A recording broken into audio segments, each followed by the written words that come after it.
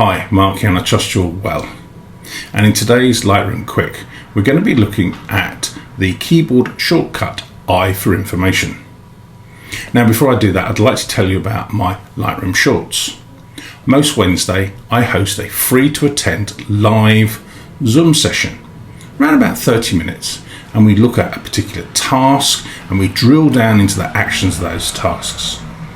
And the learning objective is about getting you to understand what the tool does and provoking you to think about how you can use that tool to speed up your workflow and return to the field of photography sooner. If you'd like to know more about that and perhaps join these free events, just sign up for my newsletter, visit lightroommark.com, and I'll send you an email once a week or so telling you all about my events. Now, with any further ado, let's jump across to Lightroom Classic. So here I am in Lightroom Classic, version 14.0.1. Now, if you press I on our keyboard, we get an information panel. And if we press I again, we get a second loop version of that.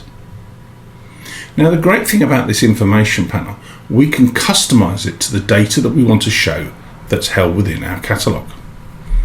Now, if we press I again, it disappears. So let's go up to View and View Options. And we want the Loop View tab on the right-hand side of the pop-up. Now, we currently have Loop 1 and Loop 2. And from these three drop-downs, we can decide what we want to display. So if we tick the box Show Loop, so we're going to say Show Info 1, and we can see what currently Info 1 is displaying. Now, I have chosen for my file name, my capture time, and my crop dimensions, but I can select from a whole long list on the drop down, or nothing at all if I wish. Then if I come down to the next area, I can select more information, and it's totally customizable for what you want to display. And again, same for the third one. Now, what have I got set up? Well, in Info 1, I have the file name.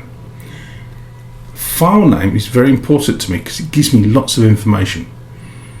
And there's loads of videos I've done all about file renaming. Check out YouTube. I'll put a link in the description for you of my philosophy of file renaming. In this case, I have my initials. That's who the copyright holder is.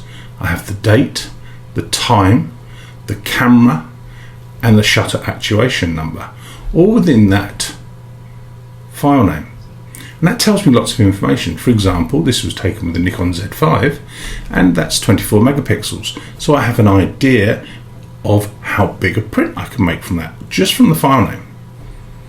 Now, underneath that, I have date and time, and I have crop dimensions. Let's show Info 2. I've got my file name, but I've got the settings that I shot the image with. Now, why would I have that? Well, if I go across to the side panel under metadata, these are more transactions. I've got to click Open Real Estate, click on Change Menus to get that information. Now, is that image sharp? Isn't it sharp?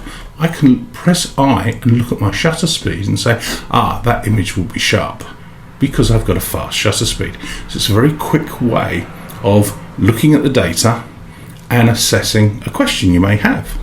So in this case, this was shot at 80 the second, f14, 640 ISO. It's early in the morning, I believe, winter's morning. So then the next drop down that I have selected, so we go back to View Options, and we go there. I have my lens settings. So what was my field of view, 25.5 millimeters, and what lens I used. That's all relevant information for me and my photography. Now, I hope that's been of help for you today.